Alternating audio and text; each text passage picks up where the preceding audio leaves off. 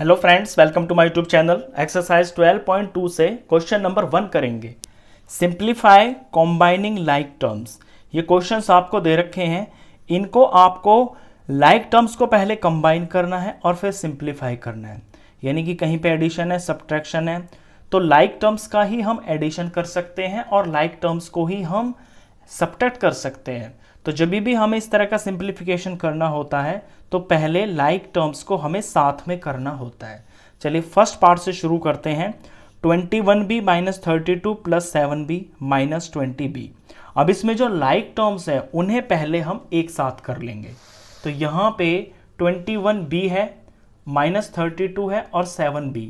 तो b और b की ये दो टर्म्स हो गई हैं और आगे ये जो माइनस 20b है ये भी b की ही टर्म है। तो ये तीनों टर्म्स जो हैं ये लाइक टर्म्स हैं। मैं पहले इन्हें एक साथ कर लेता हूं और इनमें भी जो प्लस की है उसे मैं एक साथ कर लूंगा। तो 21b और ये 7b और फिर ये माइनस 20b, ये मैंने साथ कर ली लाइक टर्म्स। बचा है माइनस 32, ये हम लास्ट में लिख देंगे। इसके साथ का कोई भी नहीं है तो ये अकेला ही नंबर है। अब b और b दोनों प्लस के हैं तो 21 और ये 7 इनके कोफिशिएंट आपस में जुड़ जाएंगे क्योंकि ये प्लस में है। तो 21b और 7b ये हो गया है 28b माइनस 20b। ये minus 20b as it is आगे मैंने ये कॉपी कर दिया है। अब ये प्लस का नंबर है, ये माइनस का नंबर है और दोनों टर्म्स ये b की हैं तो ये सॉल्व हो जाएंगी। प्लस और माइनस माइनस होता है तो इन्हें हम सब्ट्रैक्ट करेंगे तो 28 में से 20 माइनस होगा तो ये 8 बचेगा। और कौन बचेंगे? 8 b बचेंगे। तो ये 8 b हो गए। आगे माइनस 32 है। अब यहाँ पे आके आप देख रहे होगे कि ये b की टर्म है और ये वेरिएबल है ही नहीं इसके अंदर, ये कांस्टेंट है। तो ये अनलाइक टर्म्स हो गई है, इन्हें आप आगे सिंप्लीफाई नहीं कर सकते हो क्योंकि हमेशा लाइक टर्म्स को ही तो आप ऐड कर सकते हो और लाइक टर्म्स को ही आप सब्ट्रैक्ट कर सकते हो। जहां आपकी अनलाइक टर्म्स आ जाती है वहां पे आपका क्वेश्चन खत्म हो जाता है। चलिए ये था फर्स्ट पार्ट। सेकंड पार्ट करते हैं इसका। सेकंड पार्ट के अंदर minus Z square 13z² minus 5z plus 7z cube और माइनस 15z।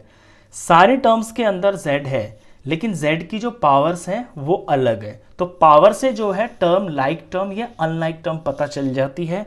जो z क्यूब की टर्म्स हैं वो सारी लाइक टर्म्स होंगी, z² की वो आपस में लाइक टर्म्स होंगी। तो इसे सॉल्व करना शुरू करते हैं। तो यहाँ पे मैं सबसे पहले जो z में सबसे ज़्यादा पावर है उस टर्म को मैं पहले ले लेता हूँ। तो 7z क्यूब ये टर्म मैंने ले ली है। अब इसका यहाँ पे कोई भी लाइक टर्म नहीं है क्योंकि और किसी में भी z की पावर 3 नहीं है। अब 2 पे चलते हैं। z की पावर 2 ये रहा 13 में और z की पावर 2 ये रहा माइनस z। तो ये दो टर्म्स हैं जिनमें z का स्क्वायर है। इनमें भी मैं प्लस वाली को पहले ले लेता हूँ और फिर ये माइनस वाली को ले लेता हूँ। तो ये दो टर्म होगी है। इसके बाद कोई भी ऐसी टर्म नहीं है जो z² की हो। अब है z की टर्म्स। ये दोनों z की टर्म्स हैं और दोनों ही माइनस में है तो किसी को भी मैं पहले लिख सकता हूं। ये हो गया है। तो अभी मैंने क्या किया है कि कंबाइन कर लिया है। ये किया है मैंने कंबाइन कि लाइक टर्म्स को मैंने एक साथ कर लिया है। अब इसे सिंप्लीफाई करते हैं। देखिए 7z³ ये z³ की टर्म है। z³ का तो इसमें कोई है ही नहीं तो इसका हम कुछ नहीं कर सकते, ये ऐसा ही रहेगा लास्ट तक। आगे हैं 13z² माइनस z²। ये दोनों टर्म्स z² की हैं और इनके बीच में ये माइनस लगा हुआ है तो ये सिंप्लीफाई हो जाएंगी। इन्हें हम सब्ट्रैक्ट कर देंगे तो कोफिशिएंट इनके सब्ट्रैक्ट होते हैं। जो पीछे वेरिएबल होता है वो एज इट इज लिखा जाता है। ये प्लस का 13 है और ये माइनस 1 हुआ। 13 में से 1 जाएगा तो 12 आएगा और प्लस का आएगा तो प्लस का 12 और z²। आगे बढ़ते हैं। ये z की टर्म्स हैं दोनों, ये लाइक टर्म्स हो गई हैं। इन्हें हम सॉल्व कर सकते हैं। ये दोनों माइनस में ही हैं तो माइनस माइनस प्लस होता है यानी दोनों ये ऐड हो जाएंगी और ऐड होके साइन भी माइनस का ही आएगा क्योंकि दोनों माइनस की हैं। तो माइनस 15 5 जोड़ा तो 20 हो गया और ये z की टर्म है। अब ये z क्यूब की टर्म, ये z स्क्वायर की टर्म और ये सिर्फ z की टर्म, ये तीनों अनलाइक टर्म्स हैं, इनका हम कुछ नहीं कर सकते, यही हमारा आंसर है। चलिए इसके बाद थर्ड पार्ट करते हैं। थर्ड पार्ट के अंदर क्वेश्चन देख रहे होंगे आप कि इसमें ब्रैकेट भी लगा हुआ है, तो पहले तो ब्रैकेट को सॉल्व करना होगा क्योंकि उसी से आपकी जो टर्म्स है ना वो अलग अलग होंगी। तो ये p है, ये जो माइनस है और इसके आगे ब्रैकेट में p माइनस q लिखा हुआ है, यानी जो माइनस है वो बारी बारी से इन दोनों टर्म्स को मल्टीप्लाई करेगा। तो माइनस की जब p से मल्टीप्लाई होगी तो ये माइनस p हो जाएगा, और माइनस की माइनस q से जब मल्टीप्लाई होगी तो माइनस माइनस टकरा के प्लस हो जाता है और ये q का q हो गया। आगे बढ़ते हैं, माइनस q अकेला ही लिखा हुआ है तो एज इट इज कॉपी कर देंगे। अब ये यहाँ माइनस लगा हुआ है और इसके साथ में यहाँ ब्रैकेट लगा हुआ है, तो ये माइनस इन दोनों टर्म्स को मल्टीप्लाई करेंगे जब, तो साइन चेंज हो जाएगा। माइनस की q से मल्टीप्लाई करेंगे तो माइनस q आएगा, और माइनस की माइनस से मल्टीप्लाई करके प्लस हो गया और ये p का p हो गया।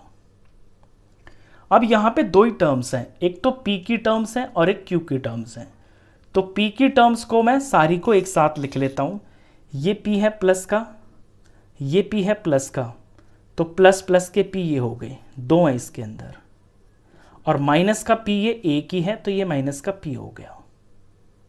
अब q पे आते हैं, q की इसमें तीन टर्म्स हैं, एक दो और ये तीन, इसमें प्लस की ये एक ही है तो ये प्लस की मैंने q लिख ली, और माइनस की ये दो हैं तो माइनस q और माइनस q।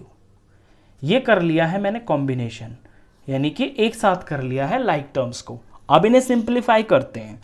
देखिए p और p ये दोनों मिलके 2p हो गया, और माइनस ये अकेला p हो गया। यहाँ पे प्लस का q है तो प्लस का q हो गया, ये दोनों माइनस की हैं तो ये माइनस 2q हो गया। अब सिंप्लीफाई करते हैं तो 2p में से p जाएगा तो प्लस और माइनस माइनस हो गया तो एक p बचेगा। यहाँ पे प्लस और माइनस है, माइनस का 2 प्लस का 1 तो सब्ट्रैक्ट होके 1 ही बचेगा, और माइनस का आएगा क्योंकि माइनस के ज़्यादा है। ये माइनस का हो गया और 1 लिखने की ज़रूरत नहीं है, ये q हो गया। तो इसका आंसर हो गया है p माइनस q। इसे आप इतना लंबा ना करके शॉर्ट में भी कर सकते थे। जब आपने यहाँ पे इनको कंबाइन कर लिया था इस स्टेप के अंदर, तो एक प्लस का p एक माइनस p से कट सकता था। ये सेकंड तरीका है, जैसे कि ये p इस माइनस वाले से कट जाता, और एक प्लस का q एक माइनस q से कट जाता। अब आपको दिखता सिर्फ यहाँ p माइनस q, तो आप p माइनस q लिख देते हैं। आप वैसे भी कर सकते थे। तो इस वीडियो में मैं ये 3 पार्ट्स करवा रहा हूँ, इससे नेक्स्ट के पार्ट्स हम नेक्स्ट वीडियो में करेंगे। तो मिलते हैं फिर नेक्स्ट वीडियो में, तब तक के लिए गुड बाय।